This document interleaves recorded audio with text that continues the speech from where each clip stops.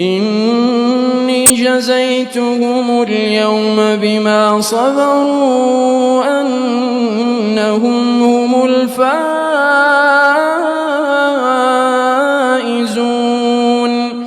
قال كم لبثتم في الأرض عدد سنين؟ قالوا لبثنا يوما أو بعض يوم قالوا لبثنا يوما أو بعض يوم فاسأل العادين.